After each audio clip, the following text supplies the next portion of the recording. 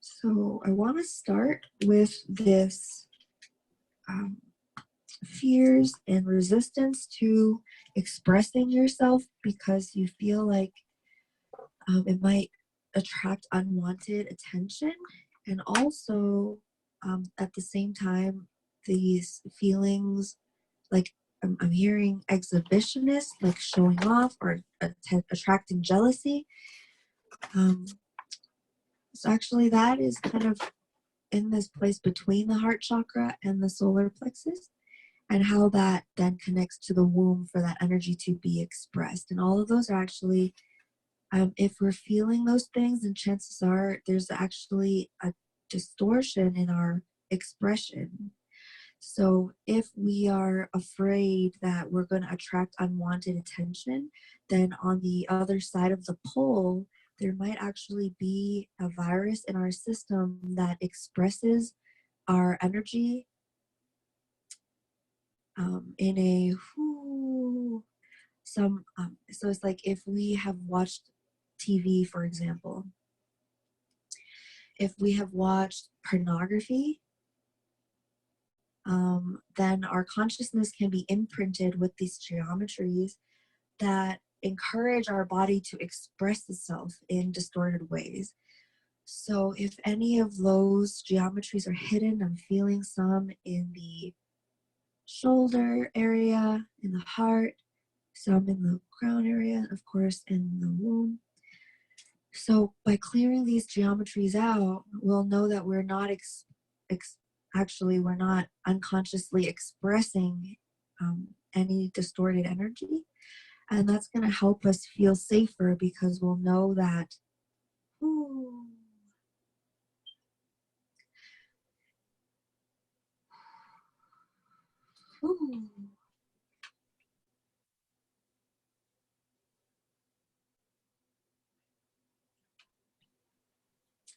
yeah, and I could feel that there are some parts that are really in disbelief of, how responsible we are for our reality and how much power we have to shift it. So again, we're just gonna use energy healing and sound healing to brush away some of that that's in the way so that we can go deeper.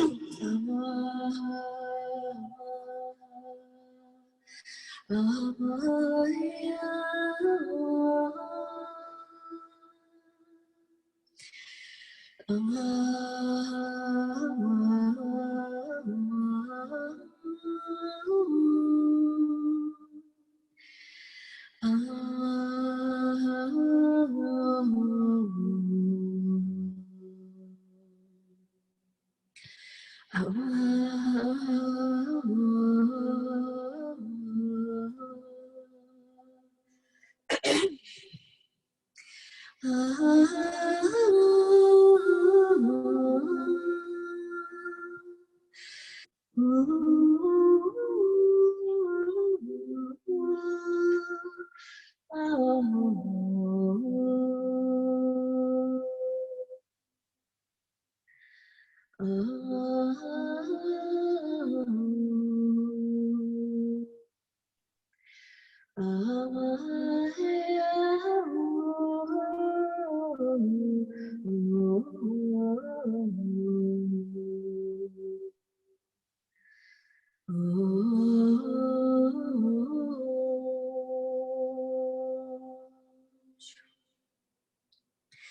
I feel like an important thing to say here is that obviously these energy that I'm talking about, it took me like a year and a half to work through all of this on top of having been doing lots of self-healing practices for like 5 years before that. So as all these energies come up, just know that like this is like the constrictions or what's coming against this frequency that's coming in, which is like the original energy, the healed energy, or what we should be feeling like in our society. And it doesn't mean that we have to just force ourselves to get there right now.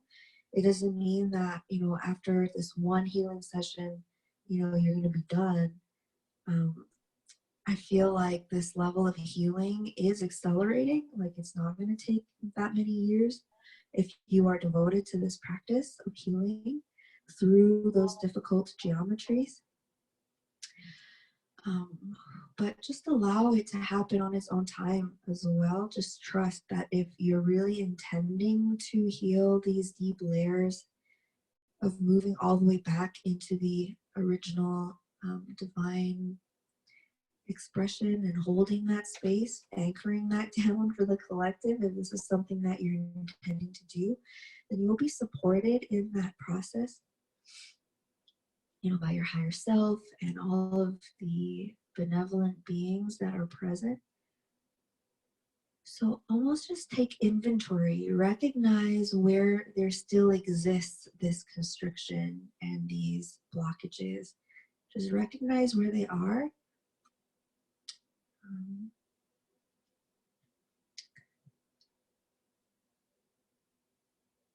Like, I want to say that, like, obviously I'm not perfect and I'm still working through energies myself. Like, even last night I was clearing like lots of energy relating to, giving my creative energy away. And I feel like you can only go through these layers as they come up organically. So it's not like, there's going to be a test at the end of the course. And if you're not 100% healed and living your best life, then you fail at anything. Like the codes and the information is coming through at this time to support this level of healing. And there's an acceleration that can occur in these spaces. But it's okay to just be aware and be accepting of exactly where we are now, because it's only through that gateway of complete acceptance that we can actually accelerate our healing anyway. This is another one of those, loop things. Okay, I need to plug this in. I'll do it in a second. Okay.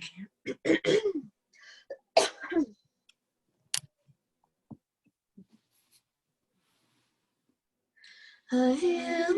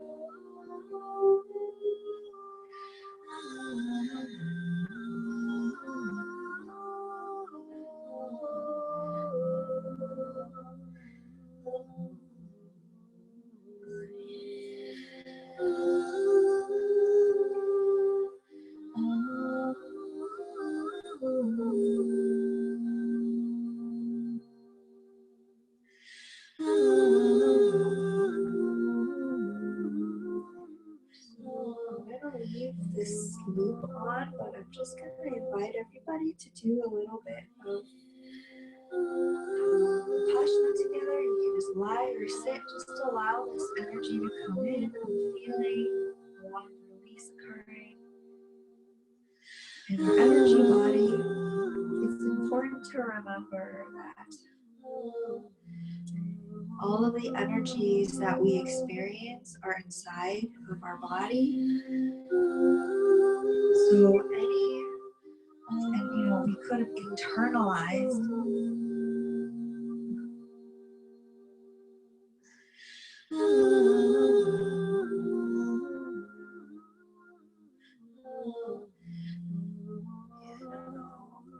it's okay. It stopped for a while. I'll fix it later. So we're just gonna sit with our feelings for a second and allow any part of ourself that is controlling or judging ourselves to come forward and to find relief. Moving into complete self-acceptance and unconditional love for ourselves, releasing any programs that we internalize, any abuse that we have internalized that we're still perpetuating on ourselves.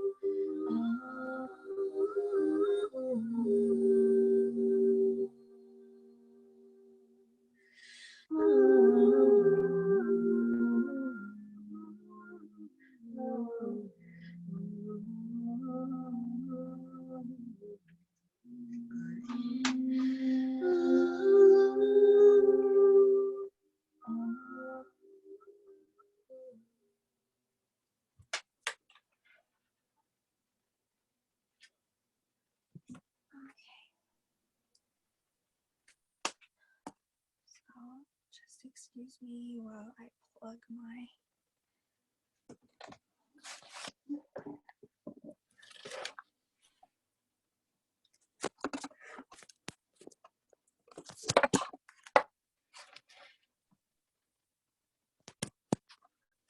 Okay.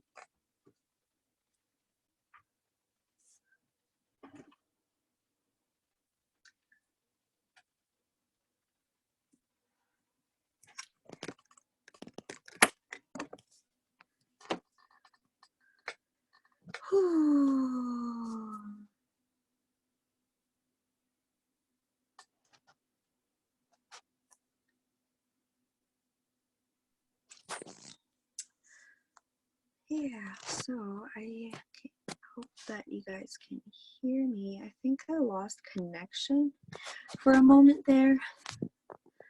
So I lost the previous chat messages, but so yeah, potent practice is to just sit.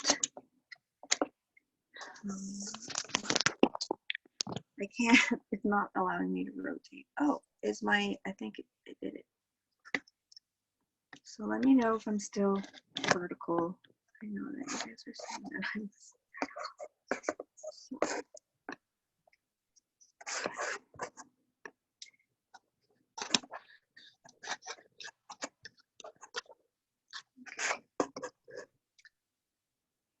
All right.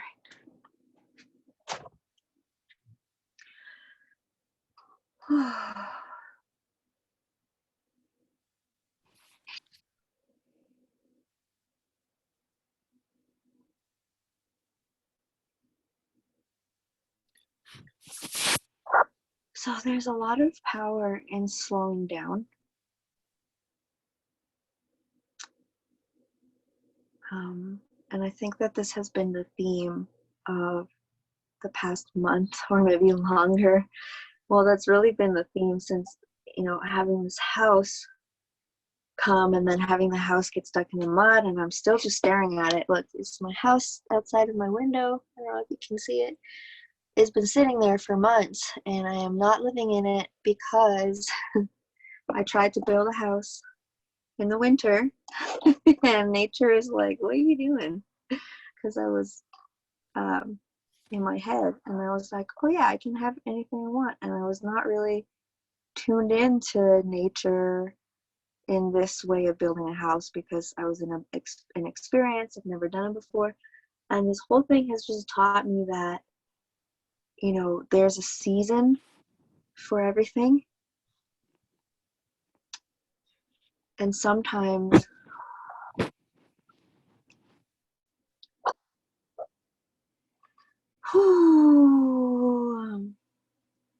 no matter how much we want something and how fast we want to get it done, we actually have to just slow down, because only through slowing down can we actually access the frequencies that need to be released. So all of you who are feeling some more pain in your body, it's okay, no worries. The energy is going to move through as we continue.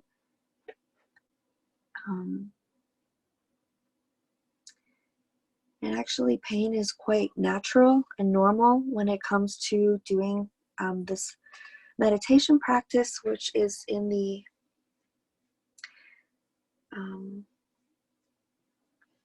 so Nikki, I want to touch on that.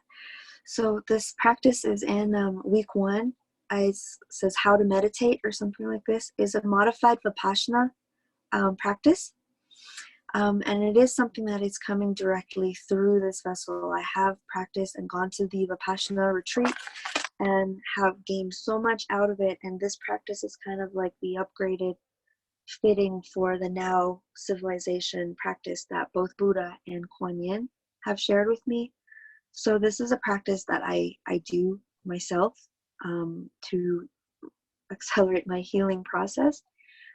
So understand that when we experience pain or discomfort, when we're in the middle of a meditation or the middle of a healing process, is actually energy, and that's balancing and coming through. So know that like we have a tendency to kind of like ask for things outside of us to help us in a lot of ways, like, oh, higher self, just like fix this pain.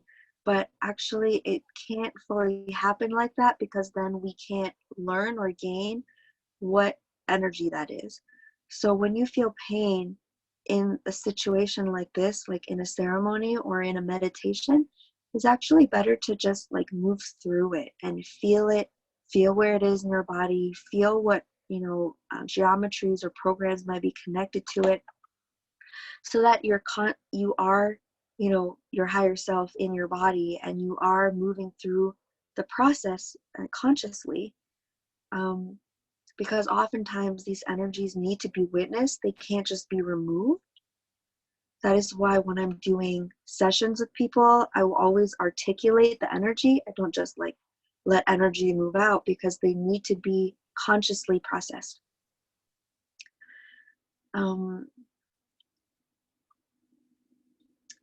So yeah, enemy, again, these energies are ancient, really old.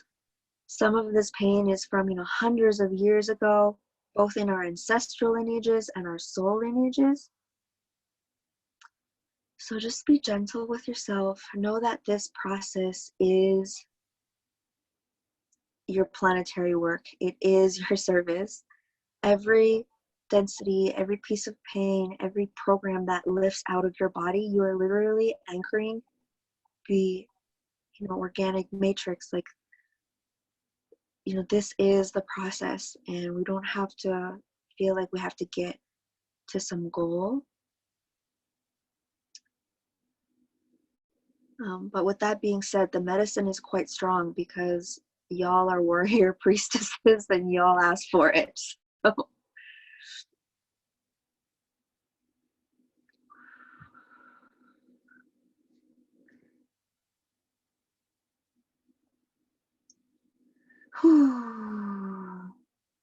All right, thanks for the clarification, Nikki.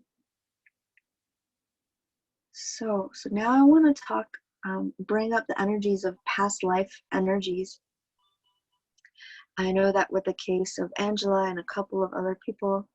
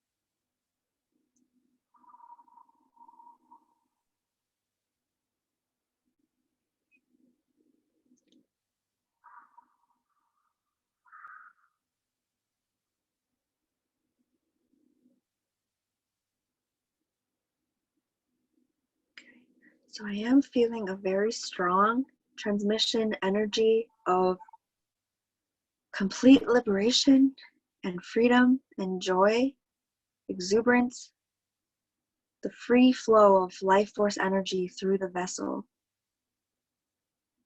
That energy is here, and it's just, all of this purging, it's just us aligning with that energy of complete freedom. So know that wherever you are in the process, that's happening.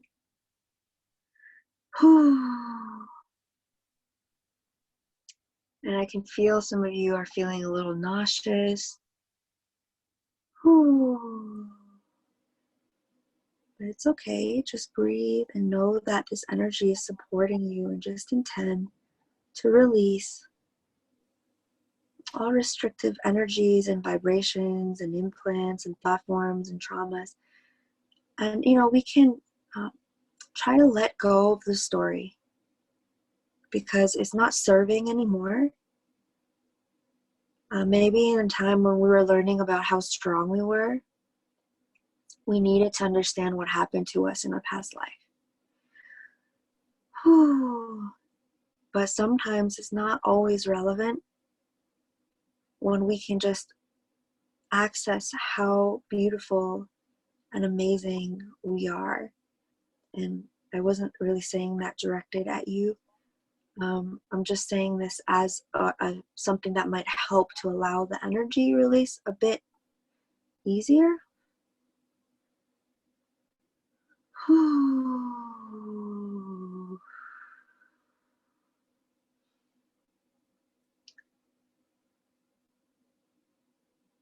Like, for example, if there is any part of us that still questions if we are a priestess or a magician or a goddess or a perfect, infinitely powerful divine being, if there's still any part of us that doesn't know or questions or doubts that about ourselves, then we want to find things that confirm that. And sometimes this can actually cling on to certain past lives. It makes us cling on to certain experiences, but actually then that keeps us from releasing those, what needs to be released.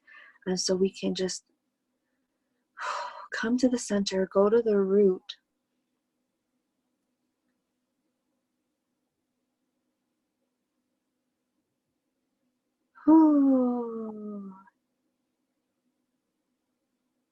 because you can access yourself in this moment now. You can access all dimensions, all coordinates of yourself.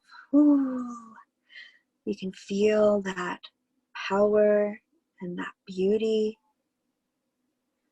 in the crest of your heart. And we can allow whatever cloudy energy that is around that recognition to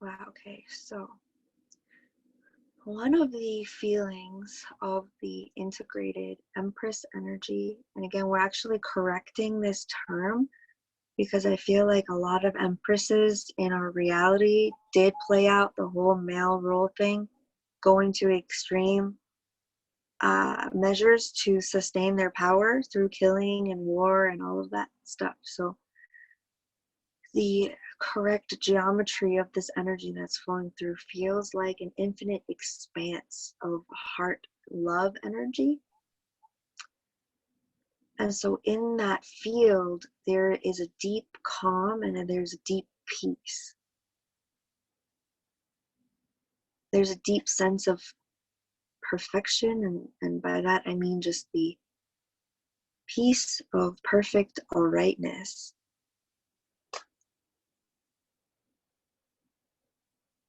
Perfect faith and trust in both the universe and ourself, recognizing is one and the same.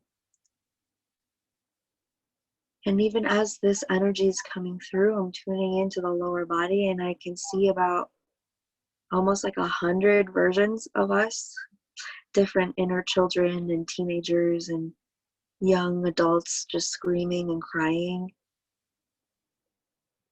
trying to say that, this is not true, or feeling like it's impossible to feel this level of infinity inside of ourselves. And that's perfectly okay. We're just going to tune in to all of those parts and just breathe with them and share with them this infinite frequency that is also here. Kind of like an exchange. Allow them to experience it. Allow them to see it for themselves.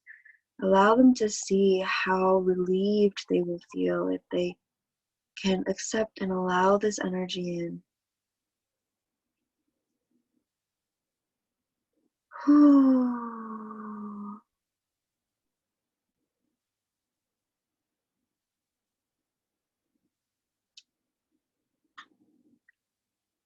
To recognize that when we can come into responsibility for all of our own energy, then we actually merge with the divine and no longer have to carry the responsibility of fixing everything outside of us.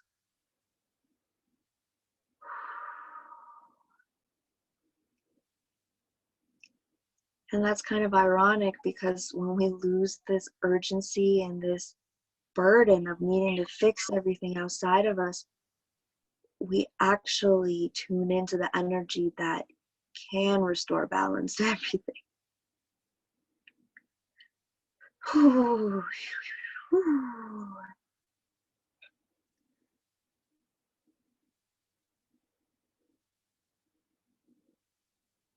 So this is kind of like the patience of the mother jaguar while the baby jaguar is climbing all over you and biting you in the face and being a little turd basically, and the mom jungle cat just sits there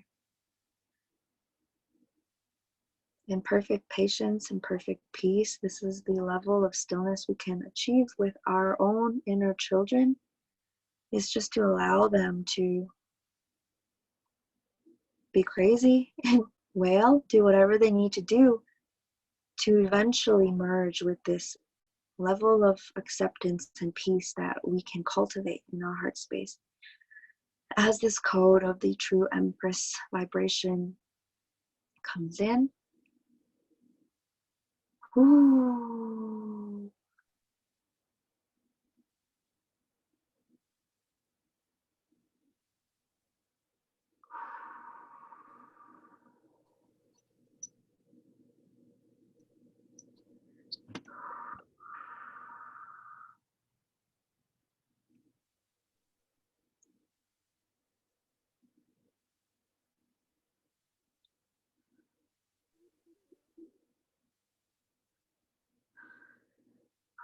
transforming any feelings of unfairness,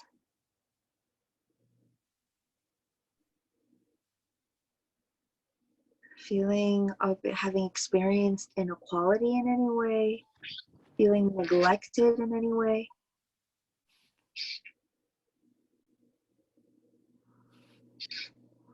Oh, good job.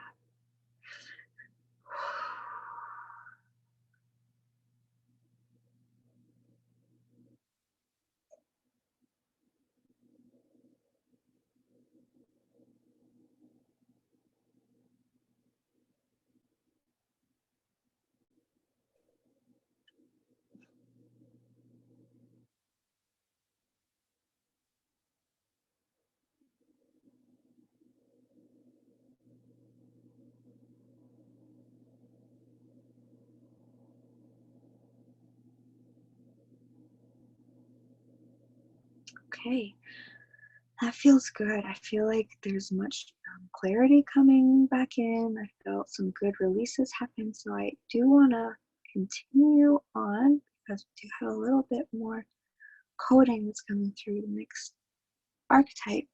Let's check out the chat real quick.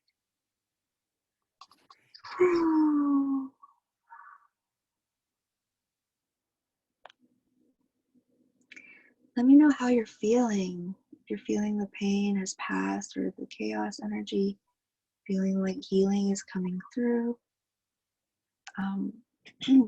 So the next archetype that we want to explore is the archetype of the star.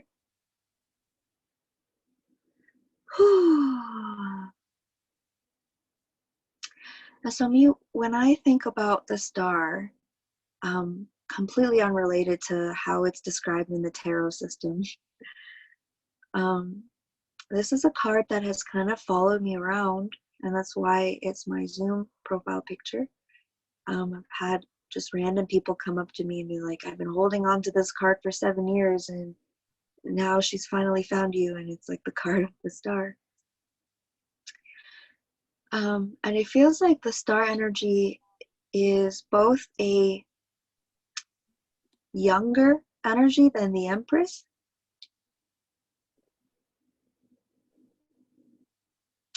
but also a more expansive and more galactic frequency of energy. So for me, I relate to this part of myself as the one that's inspired by galactic consciousness and the new earth. I feel like this is very much a part that resonates with, the new age community, with the love and light. It's also a part of me that recognizes infinite possibility in my consciousness.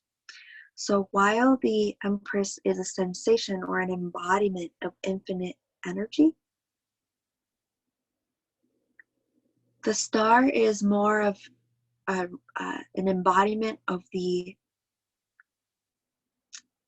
realm of infinite possibility and creative potential. So this is also the part of us that accesses our mission and is able to see things from a more expansive perspective. In a lot of ways, this archetype feels very innocent, which is why it feels like this is a younger version or a younger part of us than the Empress, which more feels like a mother or an adult, an all-encompassing ancient life force energy. So the star energy is much lighter, and in that innocence, it has access to all possibility. And this is amazing because that part of us is free to dream. That part of us is free to imagine all the potentials, whereas, the logical part of us might say, you don't have the money for that. How are you going to build that giant thing? You don't have the energy for that. These logical ideas of finite energy are not the star, the star vibrations. So this part of us is very much an innocent part of us that has access to our infinite imagination, right? In resonance with like the expansive star energies, but also this is the part of us that is focused and attuned to bringing that creativity to the earth.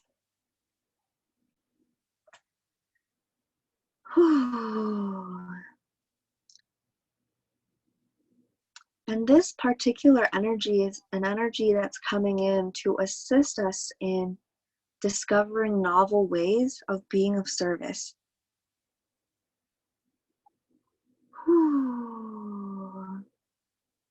So it's really a frequency shift in our consciousness, whereas there are certain rigid ways of doing things in the false matrix. Like if you want to heal people, you have to become a doctor. And you have to go to school for 10 years at a medical school, and then you work in a hospital, and you will only help people in the ways that the system tell you to, right? This is like the logical, limited, false matrix version of this energy. So as we expand into the infinite, expansive star energy level frequency of consciousness, we're actually free to then receive and play and imagine creative ways to bring cosmic light onto the planet.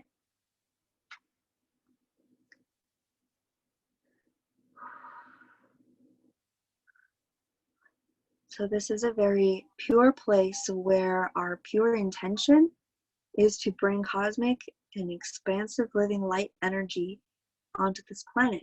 You know, you see the star, she's naked, she's pouring water onto the earth. That water represents cosmic energy and light and love and nourishment. And her being naked represents her pure intention and also just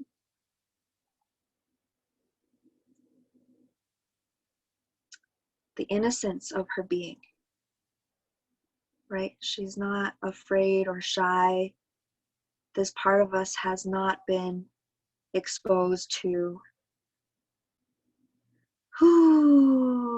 on the unwanted attention that we were talking about. Like, what if we can bring in this part of us that has been free from all of that? What would we be like if we could feel free to just be naked outside pouring a jug of water into the river?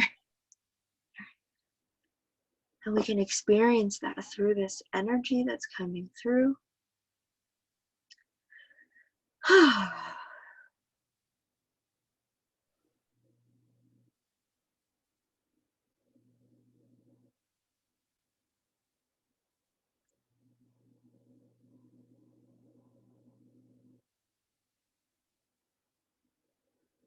Yeah.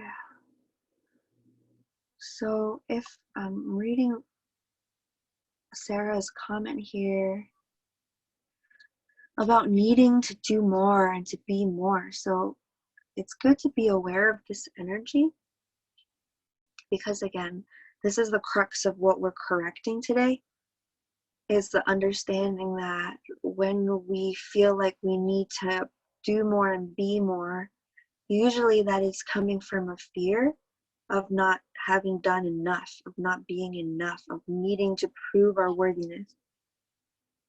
And that is a place actually conflicting of being able to do more and being more, because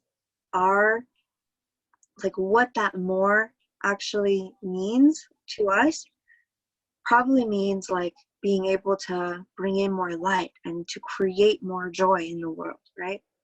So that, or just, creating magic schools for children, creating, institutions and big foundational things that change the world. So being able to do those things means that we have to be in this place of expanded energy and reflection with our infinite creativity. In the New Earth grid, this is that is the organic, original way of creating infinite abundance, because in the correct equations of reality, the spiritual fullness that we feel, the spiritual understanding that we feel, like I am an infinite being, can easily be translated into the physical reality. And that is the level of mastery that this group is being called to embody. And there's no deadline. This is not high school. There's no failing. There's no test. It's just this enjoyment of following our greatest joy. Right? And I feel like because we are motivated by our love, we might have inherited more of this, as Lily says, overachieving desire to overachieve and need to do from the false matrix, which is a very patriarchal energy in our own system. And as we're saying, what we want is to do more and to be more. But we need to understand that the ways that we've been taught to do more and be more are not correct for us. And that's why it's creating so much anxiety and conflict and stress. And that the way that we can do more and be more is to actually slow down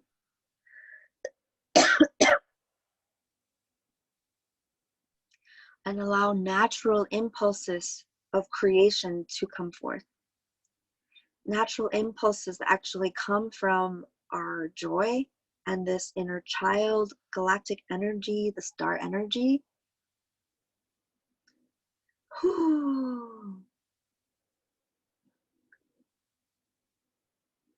And these natural impulses are very important because the natural impulse of creation is actually what is aligned for your energy body and your higher self and your uniqueness.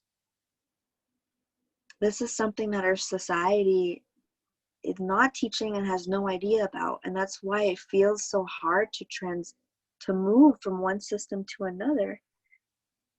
But it's a fruitful process, because when we move through this process, we will only be doing the things that we absolutely adore and bring us so much joy. And at the same time, that is what our do more and be more is for the world. And from that vibration, we create so much more awesomeness for the world.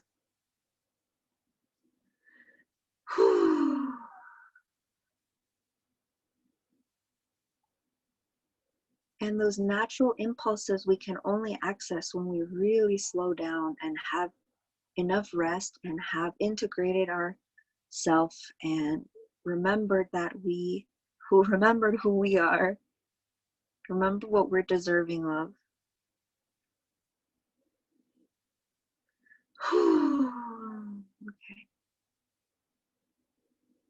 So then the third archetype that we are transmitting from is the Queen of Wands.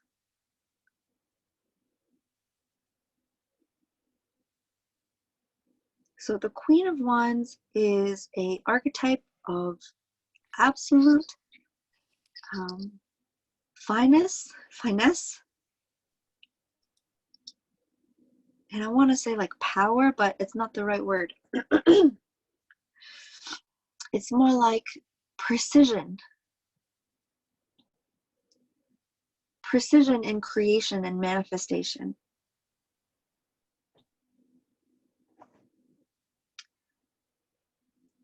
And this feels like the correct expression of the masculine energy in our female body. And I can already feel the group's right side flaring up with the pains and the tension.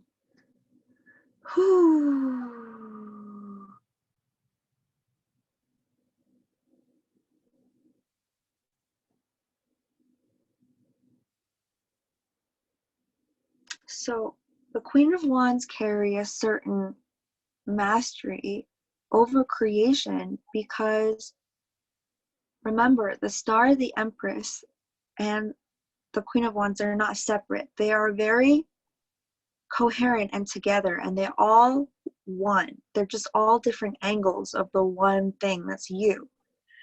So that means that we're talking about all of these separately, but when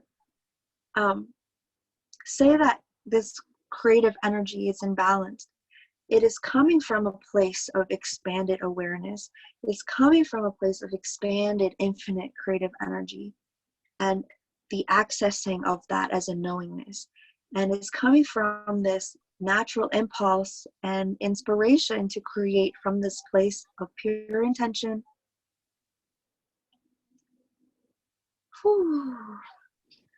And innocence.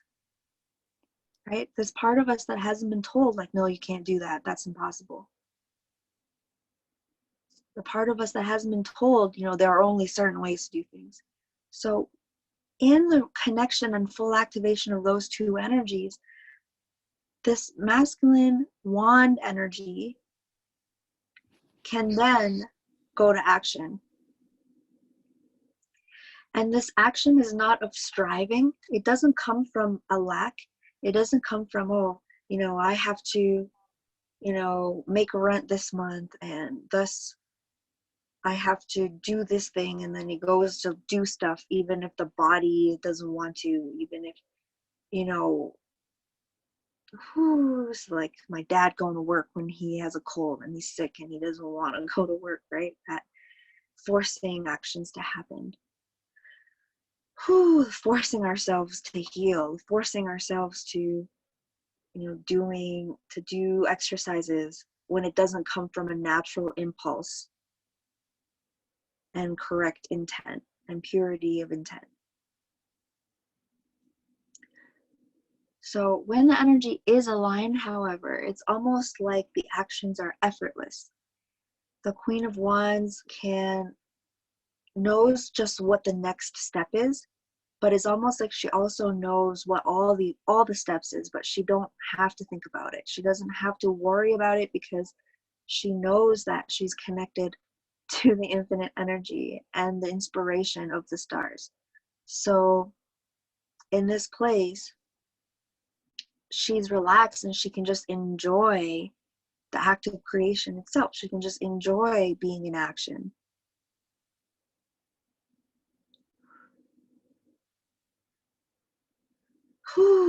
And here we can realize just how distorted and abused our masculine side have been, right? In our own body. Like what percentage of our life are we living and are we expressing out of necessity and anxiety and stress and fear versus out of a legitimate natural impulse of joy and creativity?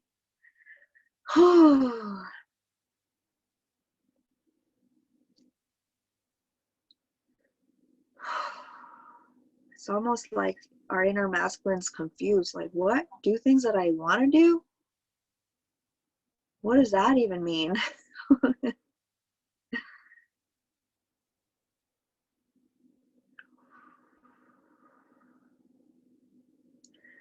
And I can feel that this is a really dense and complicated part of ourselves.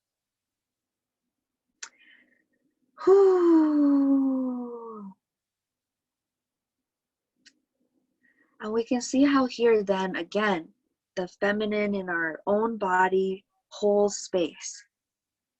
Ashley says, literally healing my masculine lineage right now. High five. Gotta move my body real quick. Okay. So we can even see that in our own energy system, the feminine is really correcting and holding space for the right expression of the masculine. Because when the feminine is out of her presence of infinite expansion and creativity, then the masculine responds with this fear and this need to get things done and do things and survive, blah, blah. But when the feminine is really connected to the infinite and feeling surrender and understanding and empowered by her access to infinite energy, and there's a recognition that there's no lack, again, is an alchemical shift in the geometry of our energy. This actually liberates the masculine side of ourselves into that place of enjoyment of creation. And that alchemy is happening inside of our body, and that alchemy is happening societally outside of our body as well. So when we fully integrate this energy mechanics of infinite energy flowing through our body, the male beings in our society will shift out of, lust and violence, out of the need to fight and to survive, and into alignment with their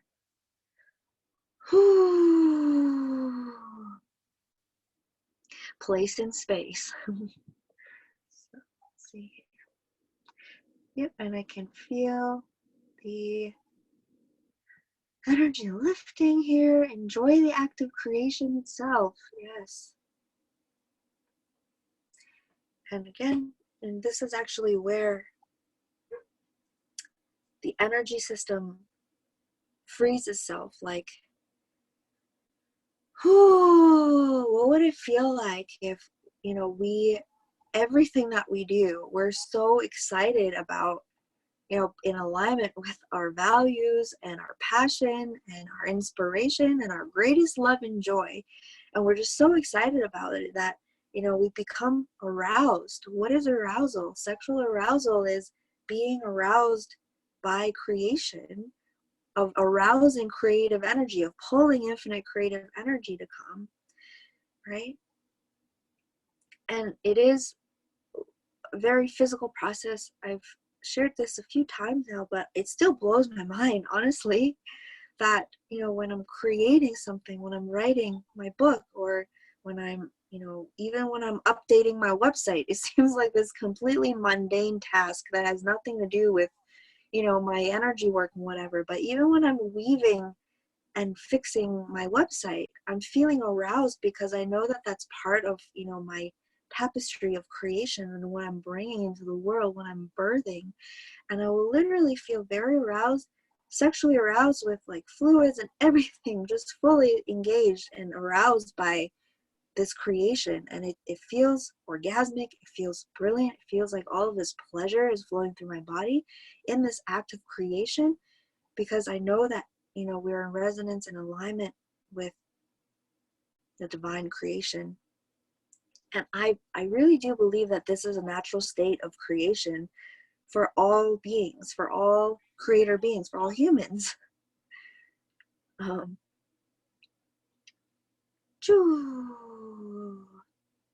of course, in order to get there, we have to move through all of these false beliefs that society and our genetic lineage have passed down to us about how difficult life is, how we have to work so hard and nothing is fun and we just have to survive. We're kind of, thank goodness, moving past that part of our evolution.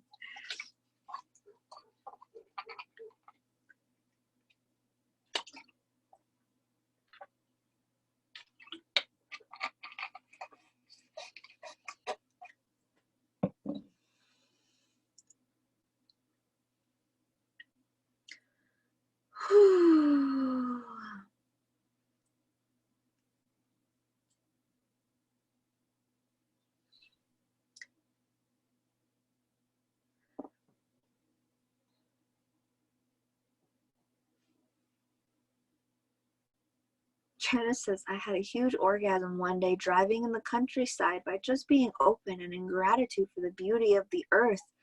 Yes. Yes. Mm-hmm.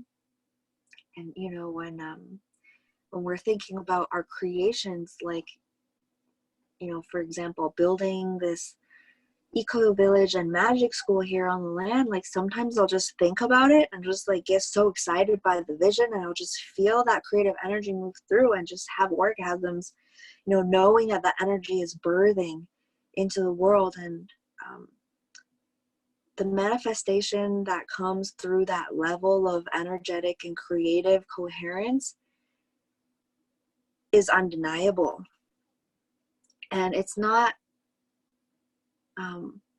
a secret. It's just the way that our bodies were designed to function. And yes, that absolutely comes from, being in alignment with the divine. You know that when you are in that state of aligned creation, that you are coming from a place of gratitude and appreciation for life itself. And that's what allows that level of creative life force come through us.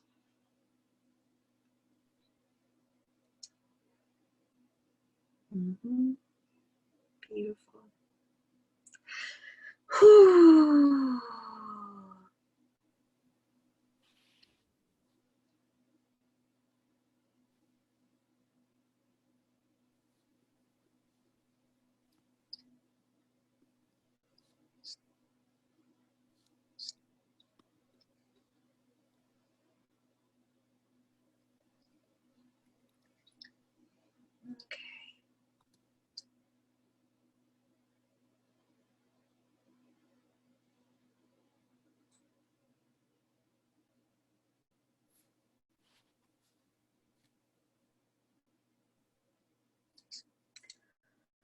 Whew.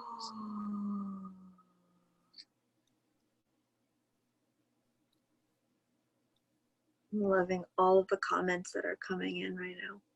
This one says, state of gratitude creates the lubrication of life and relaxation of all the muscles.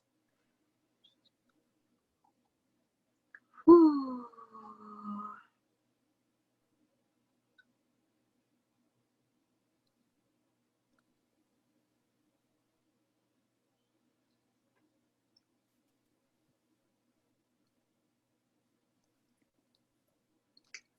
So I'm feeling like sending out this energy almost like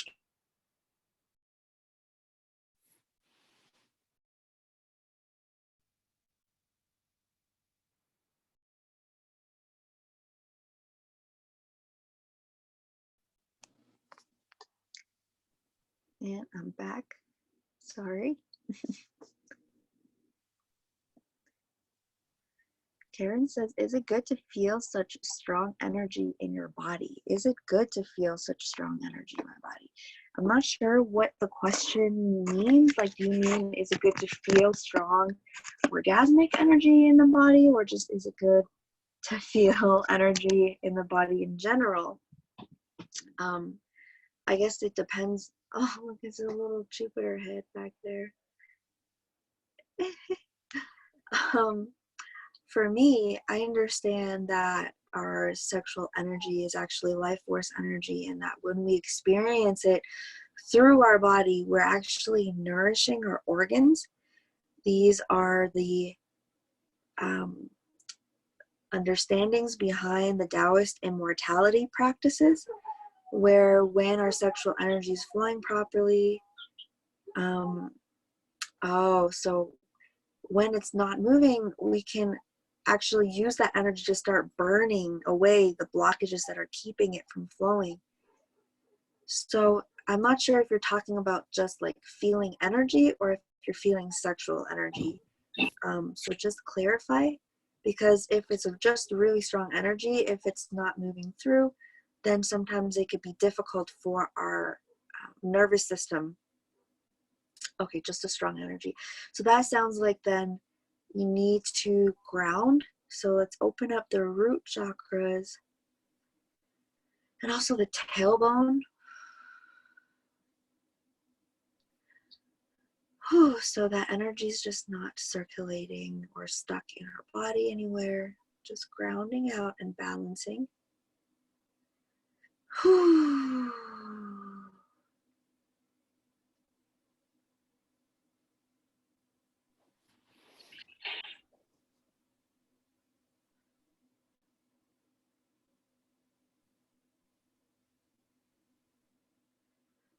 Whew.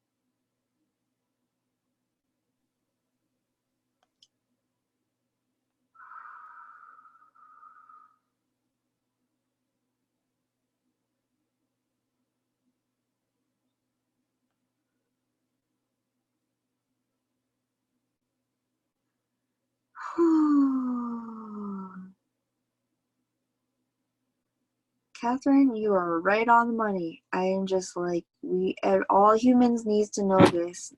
Every human needs to understand. And this is what people are supposed to be taught, absolutely, when they first incarnate.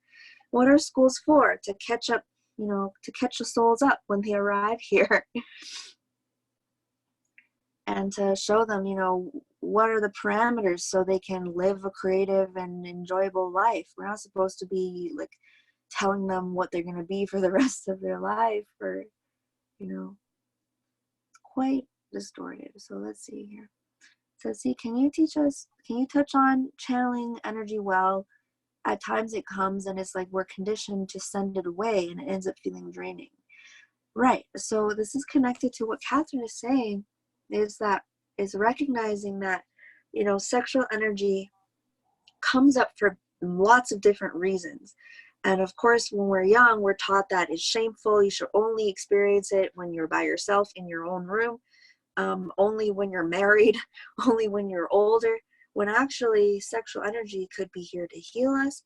It could be here to nourish a depleted organ system. It could be here because there is, a creation that wants to be birthed. This sexual confusion creates a lot of drama, even in the New Age community, and the gray aliens love to use this as a way to create trauma and pain in the light workers.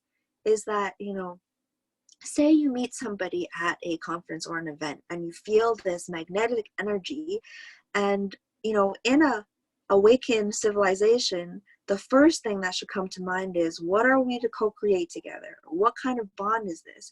But because humans are taught that the only way to process and express sexual energy is to actually engage in physical sex, people start saying, oh, maybe we're twin flames, maybe we're supposed to be in a romantic relationship together, and then they actually never end up doing the thing that they're supposed to co-create because, they got sideswept into a romance that, is founded on this confusion. So, of course, when we meet somebody and we feel sexual energy, that is just attraction. Attraction could be for any reason. Maybe you have a similar resonant trauma. Maybe there's something for you to exchange. Maybe there's a soul exchange coordinate at that moment where you're supposed to help each other with something. If people were conscious, you would just be able to recognize and see what that exchange could be, where you could meditate together, you could talk together to figure it out. It's not, in fact, it's very rarely that you're actually supposed to create a baby together, right? Or, even share sexual energy as an alchemical process. And if we were to start seeing relationships and new people we meet in this way, we probably find compatible sexual partners much easier, and actually fall for less very incompatible sexual partners. How you doing? So the exchange doesn't have to be physically sexual. Exactly. Mm-hmm. Sexual energy is showing up to express there's something that can be birthed energetically. Of course, as I was saying, I'm not like physically having sex with my computer when I'm editing my website. I'm actually just creating a vision. I'm creating timelines. I'm creating, an astral space where people can come and receive love and receive healing and receive, divine activations. And this is something that's very exciting to me. So I'm literally having orgasms while I'm, typing and changing my website, because I'm using that energy with my love to weave into that space. And that creates a totally different kind of, business than one that was created, one that does not care about love and like cuts down, hundreds of trees in the Amazon just to make money. So again, I'm not having sex with my computer, but I'm using that sexual energy, and people can do that together, right? And in the original temple civilizations, people's sexual energies are very free. because again, our sexual energy is an integral part of our being. So just as we can feel our fingers right now, and we can feel our eyeballs, and we can feel our tongue inside our mouth, sometimes we can feel our heart beating. We should be able to feel our sexual energy just consistently nurturing our body and flowing into our body. You know, it's not like some segregated thing that needs to be contained in a box and can only come out at certain times.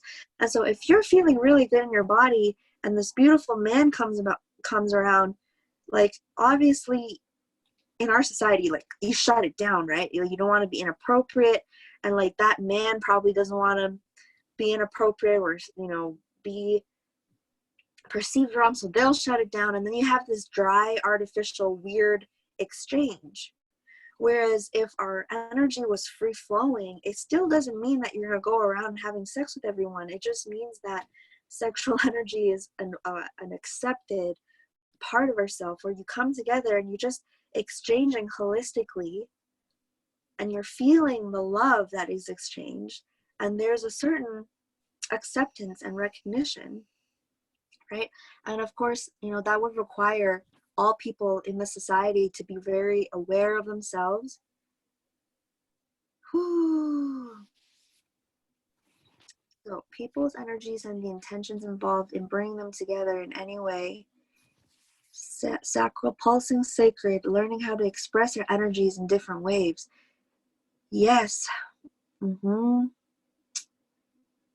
Yeah, and this is like kind of, we're just at the beginning of that exploration, and there's a lot of weird stuff in our community that are trying, they're really trying to get there.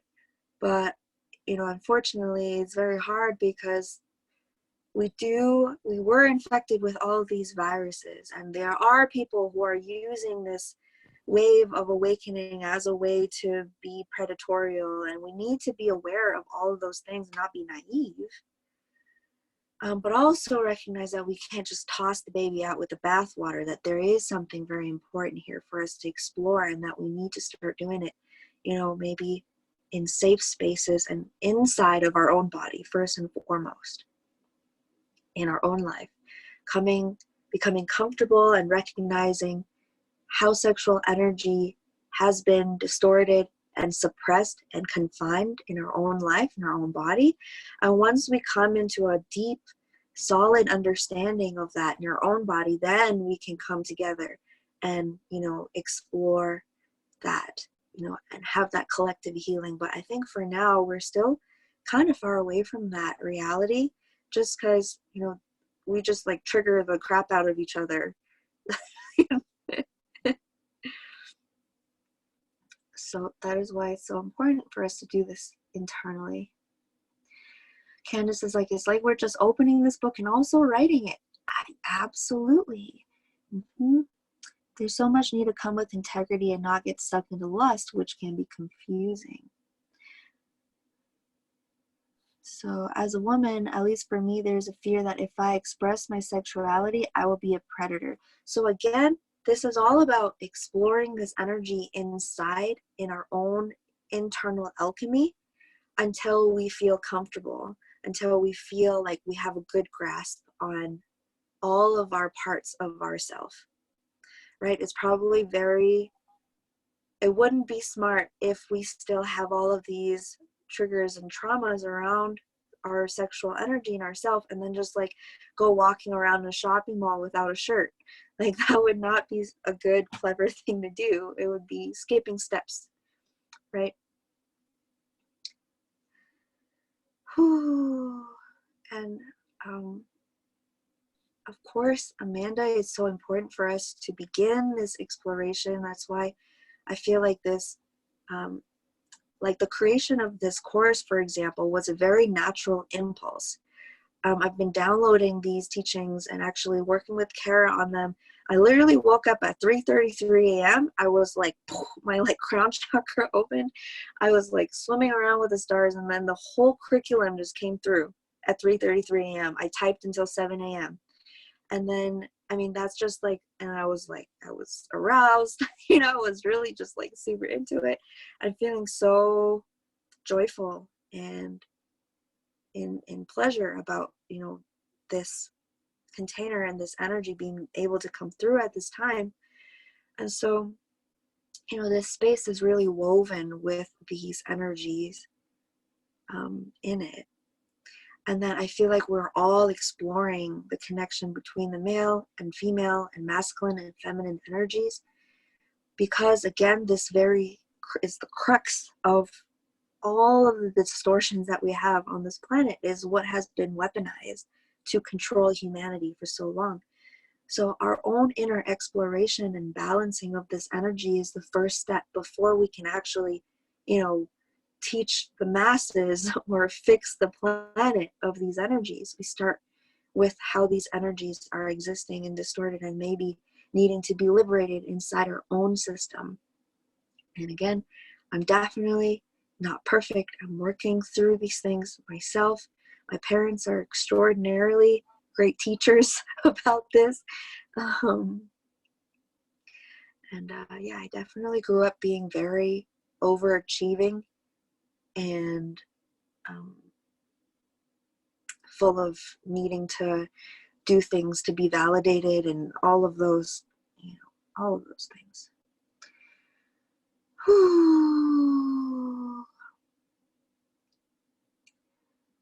Okay, so let's see time is one.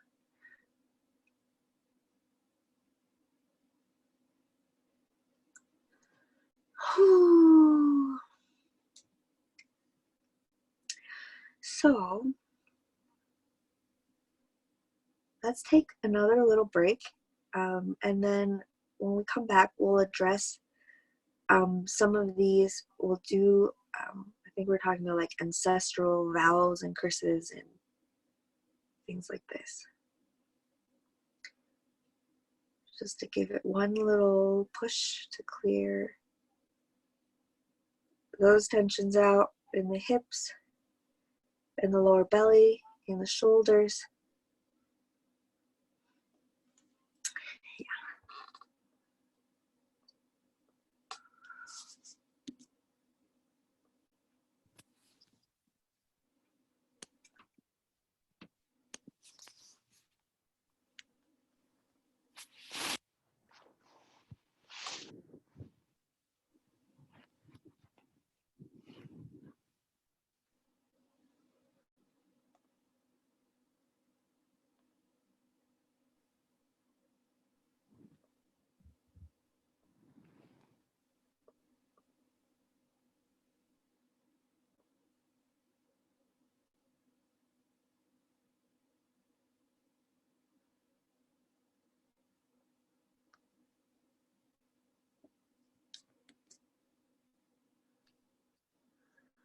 Okay, so let's see.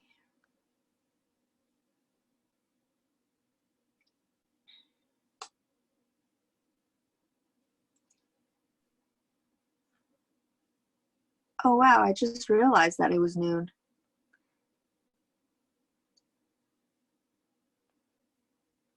So I thought it was 11. So let's see. Met one guy, brought bodies together, but nothing was co-created other than drama. Whoops. Feeling like our vocabulary could use an uplift. We could benefit from using more descriptive words about our energies, like the many words for love in other cultures.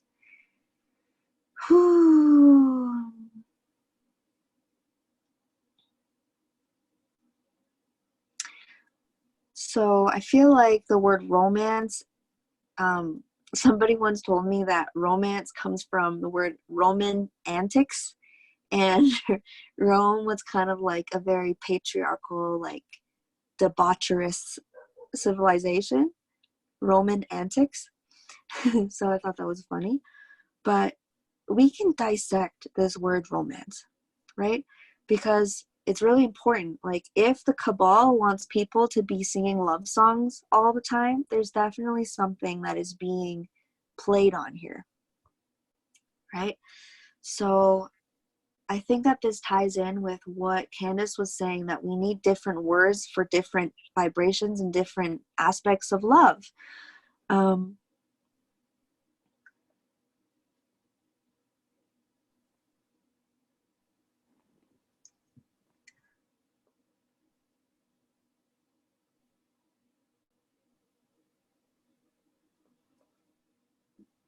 One moment.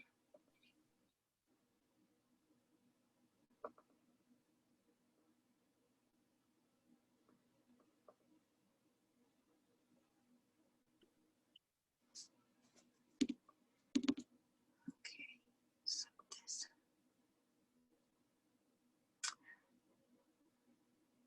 Right.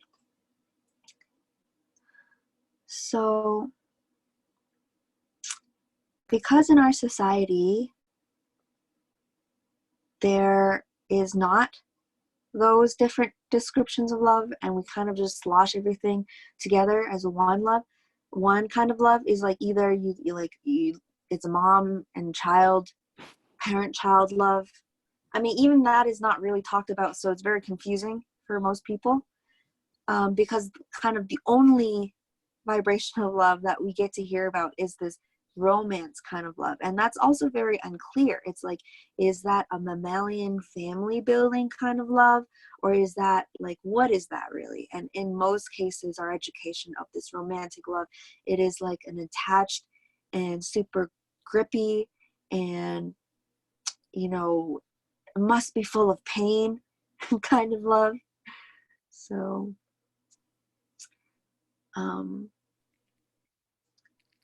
yeah, I guess we can be very specific about the relationships that we're calling in. And for example, when Brian came into my life, we both knew that we were bringing star children in. And actually, within the first day, we exchanged about, this plan to create a healing center / eco village. It was very clear that that was the creation that was coming through, and that our energy was being brought together to help each other bring through those visions. It was very co-creative in that way. And so that was very clear. Whew.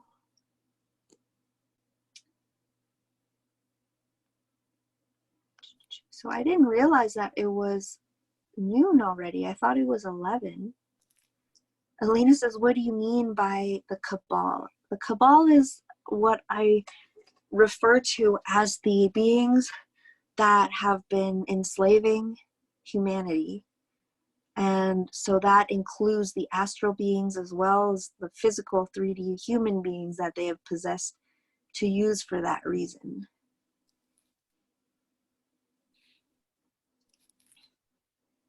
So Lily says we should open a thread on the forum and write this book for ourselves with everybody showing up in their insights and definitions regarding these energies. I think that is a great idea.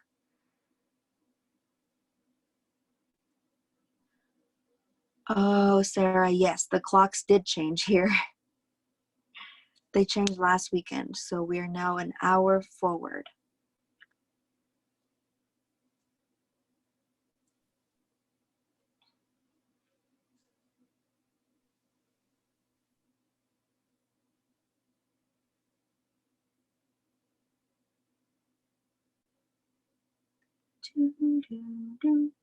Oh, sorry guys, I didn't really think that. So yeah, I guess it would be 3 p.m. now if my time went forward. Whew. Okay. So I think people are back. How are you guys feeling?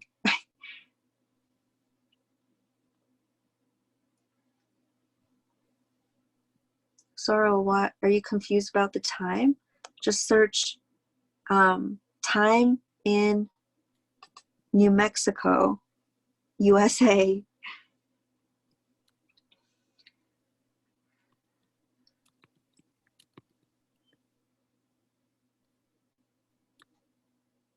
All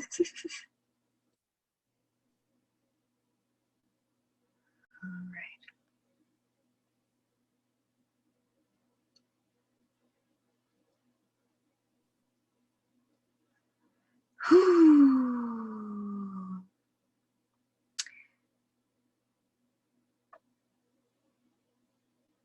Nice. Candace is ready to go for a run.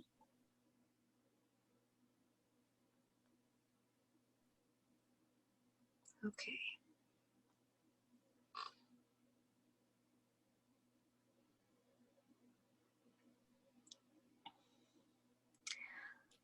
So there could be so many reasons why your creativity dwindled. It does not mean that it could have been a curse whatsoever. It could have been anything. It could have been a curse, but it could have been anything. Like you could have just picked something up. One really great way for us to access and do inventory is just to scan and feel our womb. Now we have to have a really good sense of our subtle energy before we can sense the different layers and the different presences in our energy body.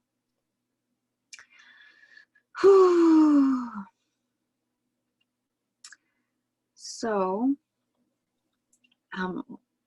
let's just say that, as I was saying before, everything that we are giving life to, even if it's unconsciously, is taking up space in our womb area. So say we had a lover 10 years ago and he had a dream of owning a motorcycle store. I just don't know where that came from, but very random. And you had sex with this guy. You were timelines too. If we were with somebody and we were saying, oh, we're going to be together forever, we're going to make kids, we're going to have a life together, and then you break up, sometimes those timelines are still running and their timelines are still being given birth to by our womb. So if we had a couple of those relationships, we can have a real hard time creating anything because all of our creative energy is kind of tied up in those timelines and old relationships and the motorcycle store that guy wanted to open that has nothing to do with you. So we can consciously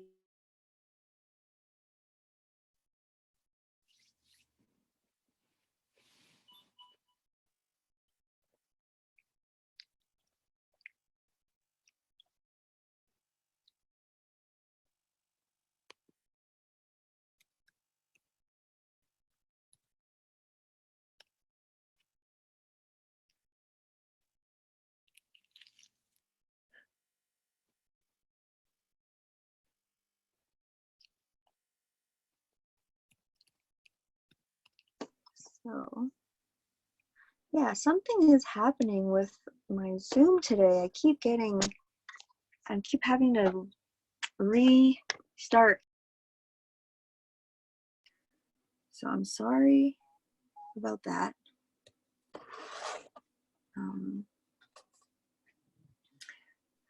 But yeah.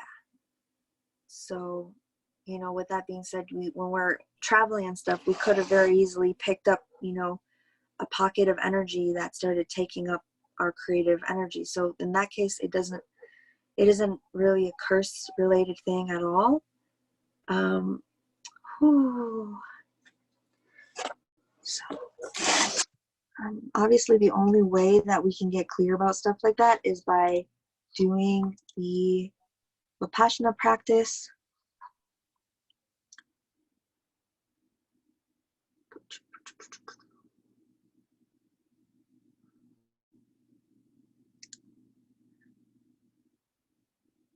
Okay. Yeah, okay. So I definitely want to just do a quick thing regarding vows and agreements because I do feel some of those in the field. And then I want to wrap this up in the next 20 minutes because I do realize that it has been a long session. It's a lot of information. So,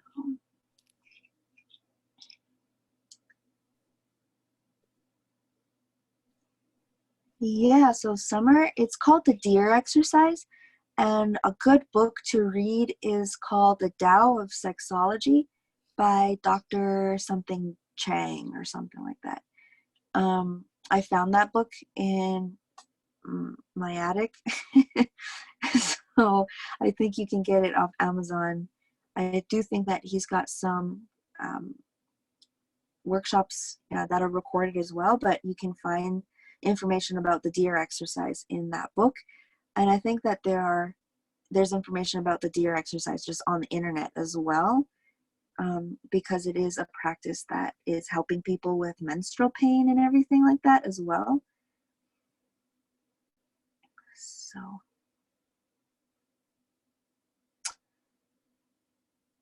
Mia is asking how to pull back energy from past relationships. So it's not really about like pulling energy back. It's just about aborting those timelines and clearing out those relationships.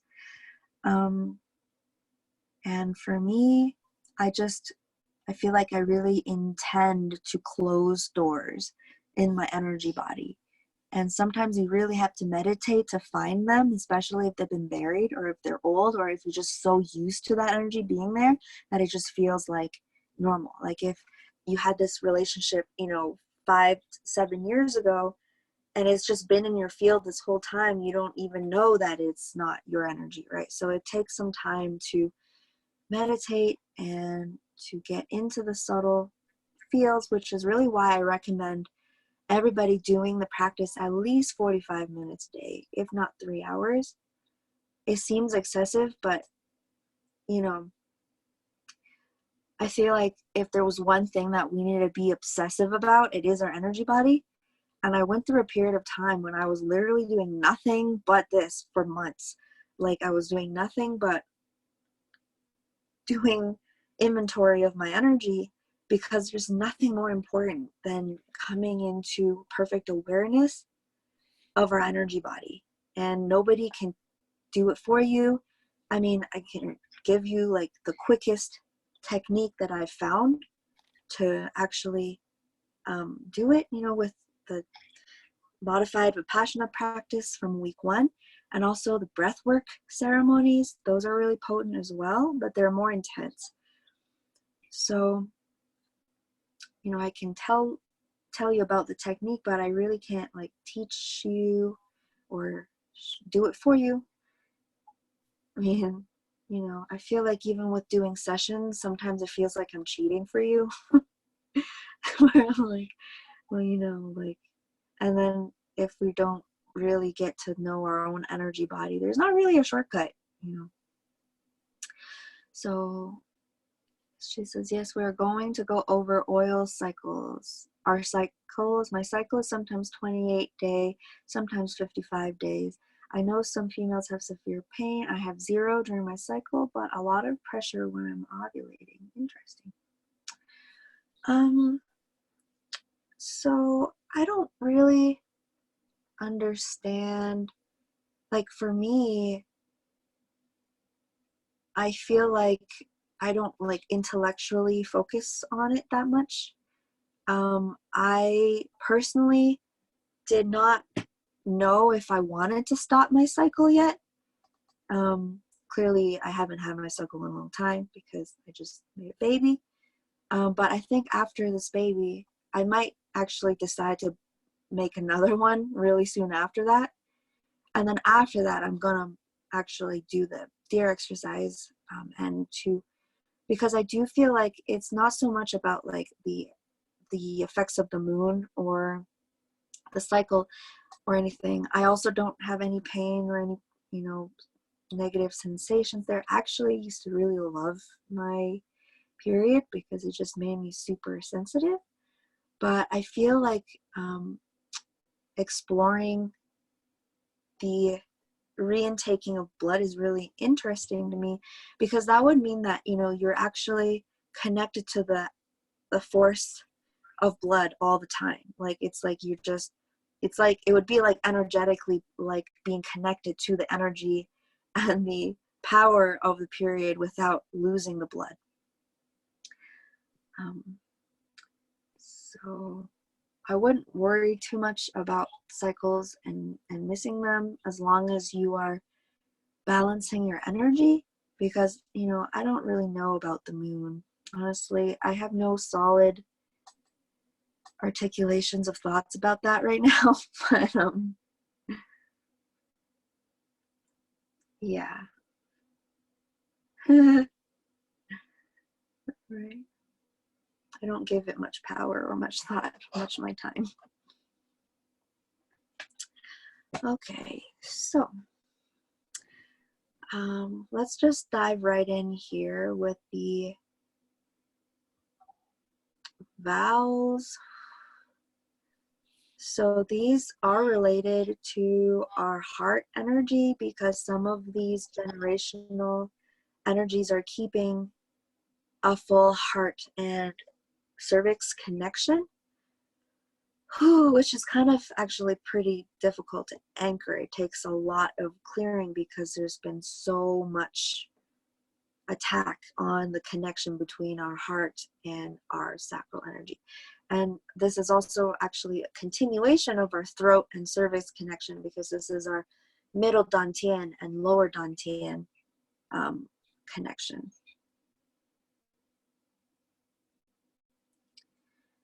So Siobhan says, I believe some of us are able to connect with the higher aspects of the moon. There's definitely higher aspects of the moon. I personally feel like that it's difficult. Like I personally don't work with that energy yet right now, because I feel like there's still, you know, just subconscious ideas about the moon that I haven't fully cleared out, just because they're so deep. Like there's just so many little tales and distortions around the moon that we have as a society. They're so deep that I feel like, you know, for me, I just want to excavate as far as I can go with that before I integrate a new idea of the moon. But that's just how I'm personally going about it. It's definitely a new exploration, because who knows how to do that. You know, it's a very novel situation. So, yeah, that's where I am at with that. So, whew. Some of these energies include, you know, when a woman is wedded, then she becomes like a sexual object of the man. And this is kind of like a genetic vow that is made that keeps the woman from accessing and experiencing her authentic, original sexual energy. Whew.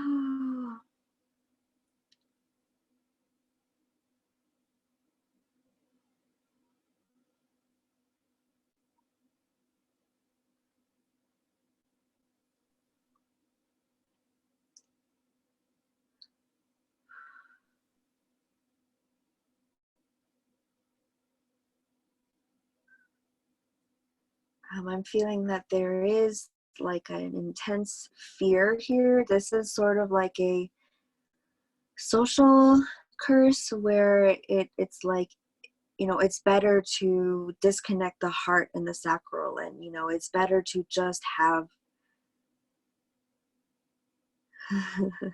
sorry, Colleen.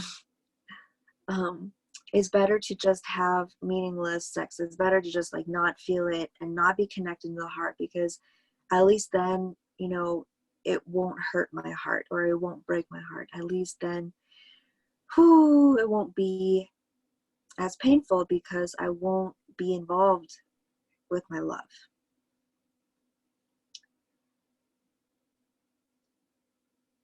Whew.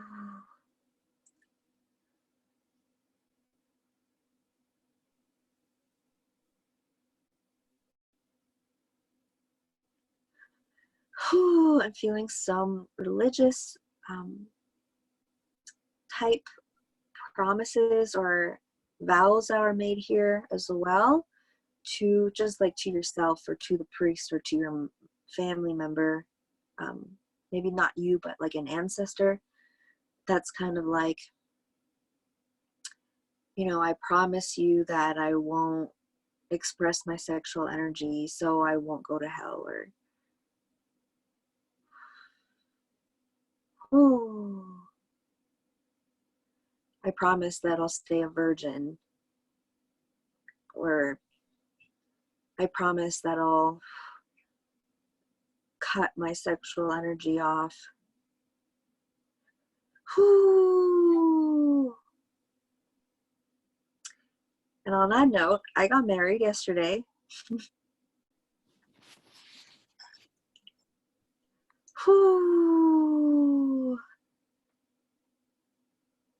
Yeah, and I felt in the moments leading up to us going to get our marriage certificate, we both felt like such an intense release of like ancestral bindings, because we were like not we were just like not wanting to, like, it was like we were breaking all of these ancestral agreements, because, you know, the parameters of our marriage is, you know, very different than what our parents had. And so this is a fresh download.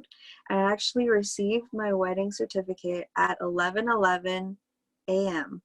Like, the lady printed it and handed it to us at 11:11 a.m.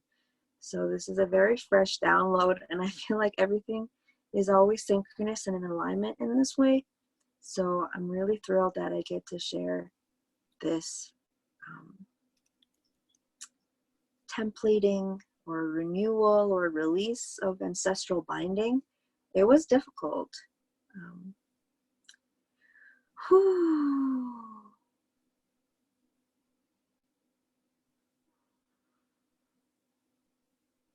Okay, so I'm still focused here and just reading through the different. So this one is deep in the hip. It has to do with motherhood. It's like, once you're a mother, it's inappropriate to express your sexual energy.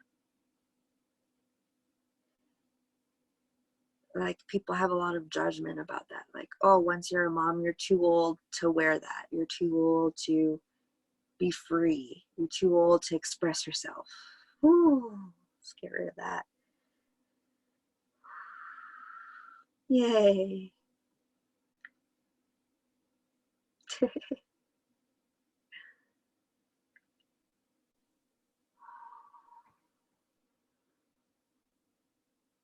Aw, some of you are really sweet and have gone through this. Yes, beautiful.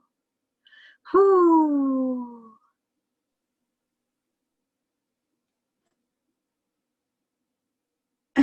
Exactly, right? Like the sexualization of that mother energy. So those of you who have, you know, these codes, just send them out into the collective. Send out that mom empowerment energy. Whew. And those of you who are needing to clear, if I am a mom, is because I had some form of successful sex.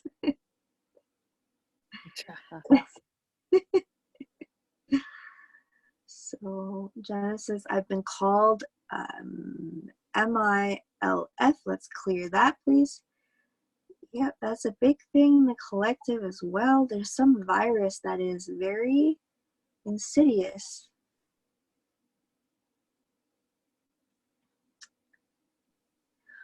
Whew. Okay.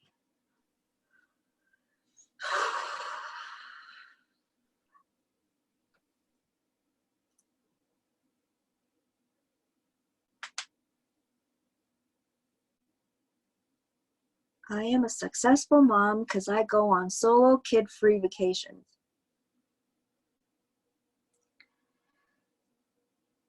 So Alina says, what about blocks in the High Priestess archetype? So this is, whew.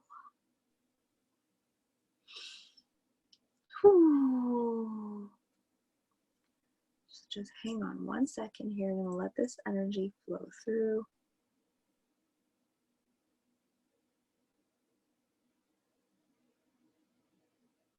Okay, so this is actually something that we're going to explore more in next week's class about the solar Christed feminine.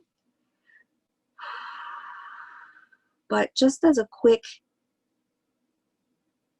coding here, basically every distortion that we have in this whole reality comes down to one thing, and it is the reverence and respect and love of life and all of creation, or the lack of it. And the lack of it is basically what we are referring to as, Baphomet energy, the reversal grid, satanic stuff. It's very simple. It is just the lack of connection and respect for life and creation itself. And so the job of the priestess, the task of the priestess is actually to hold that vibration of reverence and connection to creation, almost like a gateway or a portal. So these beings, they say like gatekeeper, or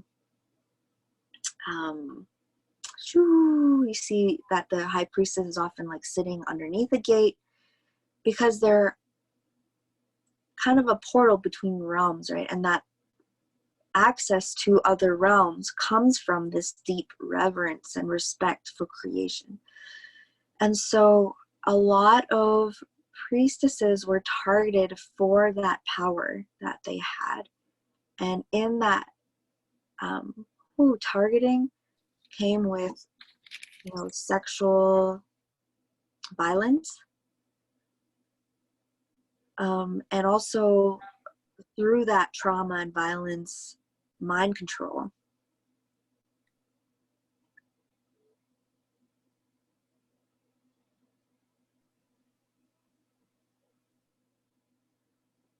Whew.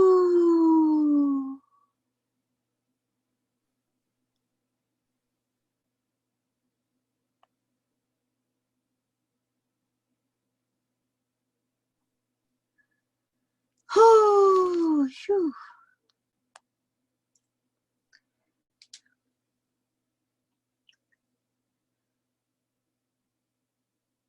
Yeah, and here is actually where the abuse of power comes from, because I remember somebody was saying that one pocket of energy that was keeping sexual energy from flowing properly was this fear of that energy being misused.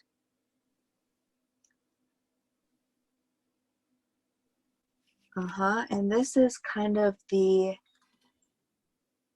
Jezebel energy that has kind of come up to be cleared in the collective lately.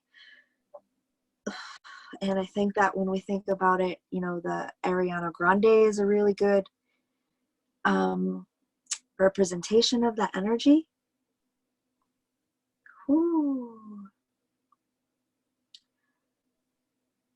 And the way to balance this, I think, is to cultivate that really strong Empress energy in the heart.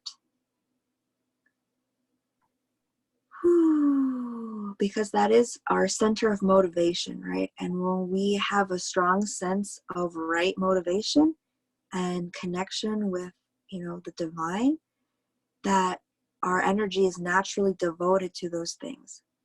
And so there's two ways that this energy can become hijacked to serve the dark agenda.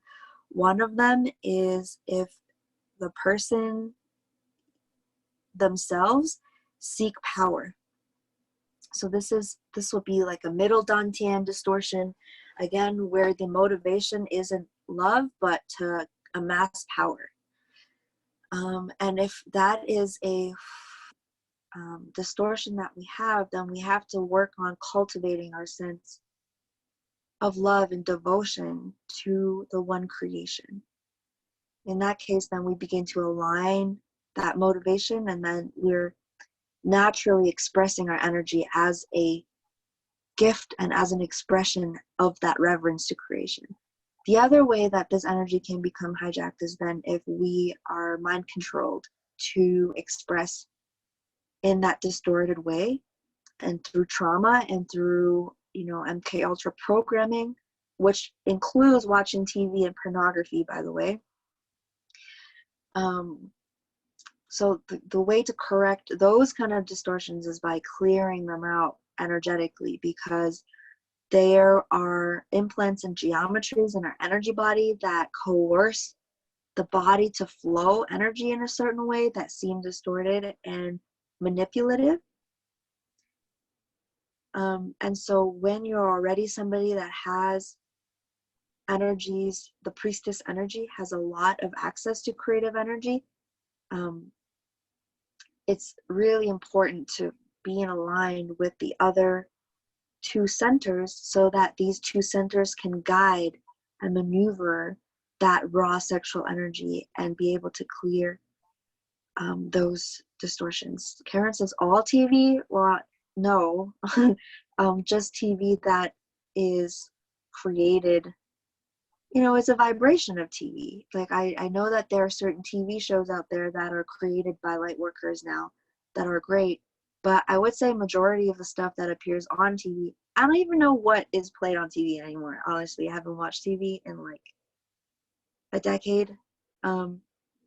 But from what I've just caught from the side of my eye in public places, TV vibration actually has advanced in their mind control power because technology is getting more advanced. So Candace says awareness is important when participating in television. Yes, exactly. Just be aware of what you are ingesting when you are looking at it. And this way, even if you just see something, you don't have to get infected by the virus, but also understand that we are creatures of energy and vibration. So yes, while we have the power to transmute distortions on TV, it's kind of like, reprogramming your food. Like, yes, you can reprogram your food, but realistically speaking, if you have a piece of factory farm meat and some factory farm milk and some, metallized pizza crust, and you're having this pizza in a shopping mall surrounded by TVs, I tried this because I wanted to test the extent of my capacity to correct my reality, and I threw up so fast. My body was like, there's no way we can transmute that. Like, there's just limits to this, like, just like, if you're watching like, a really terrible and violent pornography, like it would just take a lot of energy to transform that and not be infected by it. Like sometimes we just have to say like, no. So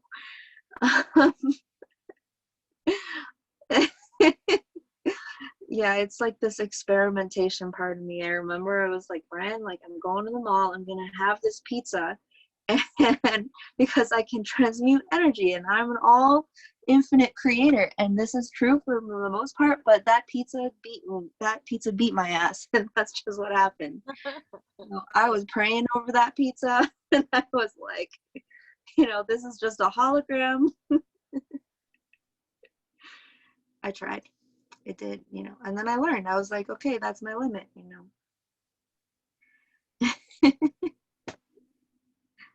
Yeah.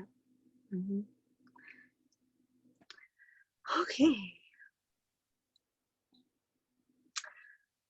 So again, I don't feel like we could actually go through like all the curses, every single thing.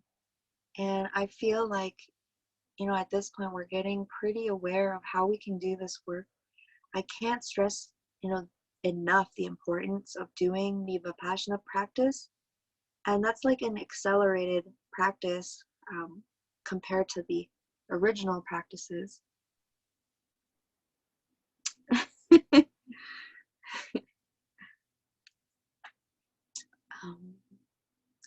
So yeah, how are you guys feeling?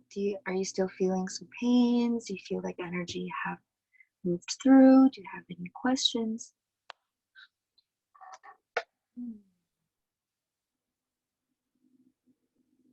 So I think she's saying, I gave difficulty being, I think she means I have difficulty being around a person who I know is heavily into porn. Catherine's having, you have a keyboard thing happening. I'm feeling great. Thanks for asking, Lily.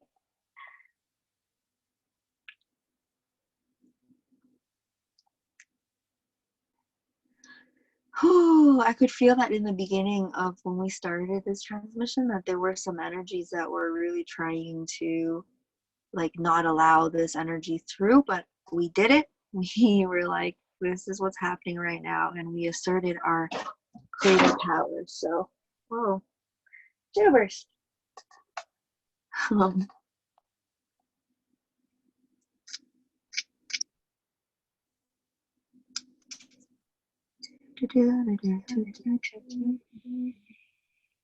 So what's your take on let's see.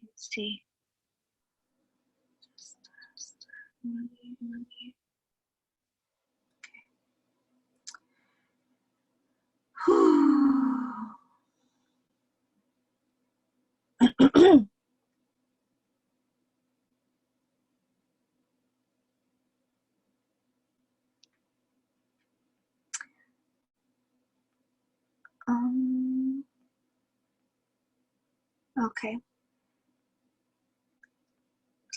So my idea on shielding is that it's good until it's no longer necessary. And I think I was, so I feel like when we pick things up, like if we just like go to the city or something, for example, like yesterday, I had to go to Albuquerque to do some shopping. And I noticed that when I got back in the car on our way home, that there were some things that were in my field.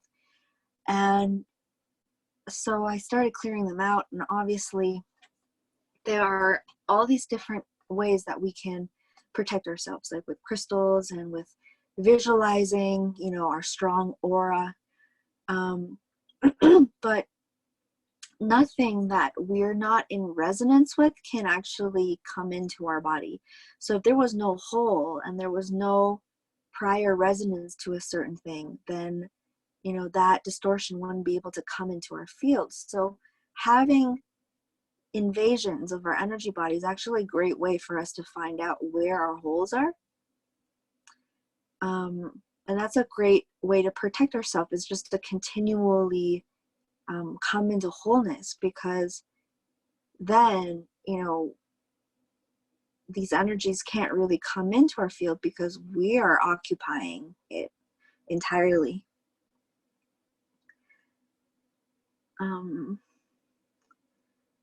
So until we get to that point, though, one of the greatest things we can do is regular practice, because that actually builds up our field. So I know that our society is really all about quick fixes, like take this pill and wear this crystal necklace and you'll be protected. But the truth is that if you want to be strong, you need to work out. And it's the same thing with your energy body. And that this is actually much more trustworthy than, you know, building your field, because you gotta like create the shield, and then every 5 minutes you gotta like create the shield. Whereas if you just work out your energy body through practicing, then you're naturally just strong, and that when your aura is strong, things can't penetrate it, right? So then you don't have to be intellectually creating the boundary all the time, which actually then creates, you know, conflict. It'll just be a natural field where things that aren't in resonance can't enter. So it's definitely address it from all directions at once. Like if you know you have certain weaknesses in your energy body, you can send those parts extra energy before going outside, but also know that nothing will amplify your field better than just regular practice.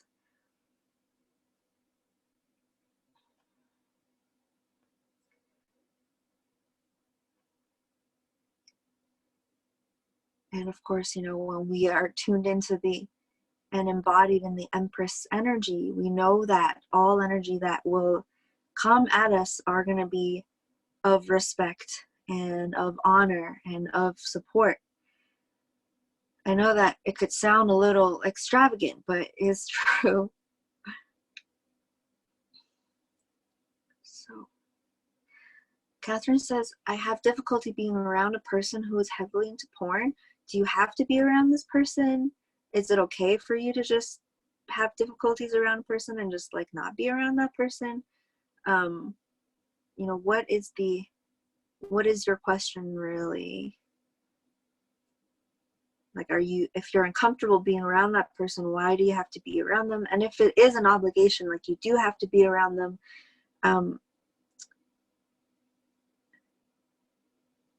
yeah, I guess I just want to know a little bit more information. Whew.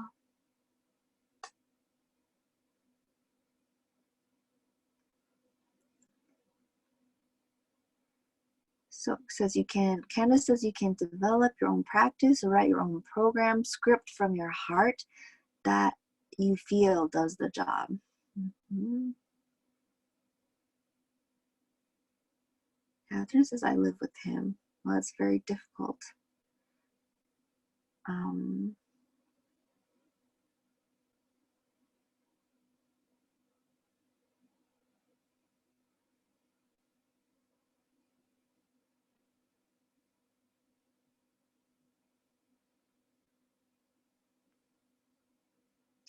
Yeah, and so just also recognizing that, you know, that transmutation energy can sometimes be very masculine thing, and that when we are in our Empress power, that it's almost like an automatic thing. Like those energies can't exist in your field, and so they're either transformed or lifted or removed, because, and it's like that becomes a planetary thing. So it's like not so much of like a forceful removal or transmutation, but more as like a natural process. If that makes sense. So I'm sorry that you live with this person. Clearly it's like a family member. I really don't have enough information or understand what you're asking really.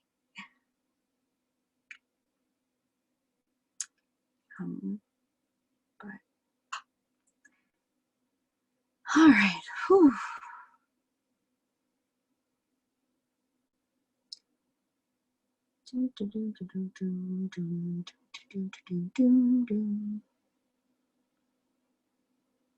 And I know you, Lily, that I know that there's like a disposition towards like a worrying thing, like, yeah, I'm a badass, I'm gonna take this energy down. And actually I feel like there's a place for evolution here. There's a place for a deeper exploration again into that Empress energy, which might be, you know, I feel like that energy is perhaps the greatest thing you could be exploring, even though it'd be easier to go and fight energies outside of yourself. Whew. Sometimes we can create missions and go and fight things just because, you know, it's easier to do that and feel productive and feel validated than to actually, you know, go in and do the nitty-gritty. And so with that, whew.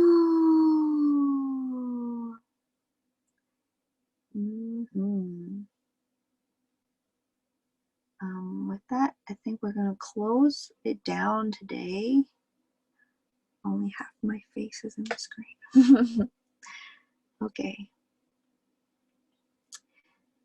All right, everybody. Well, I will see you on Thursday.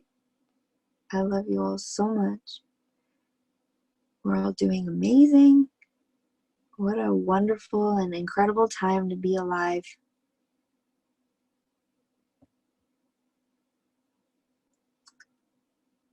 Bye for now.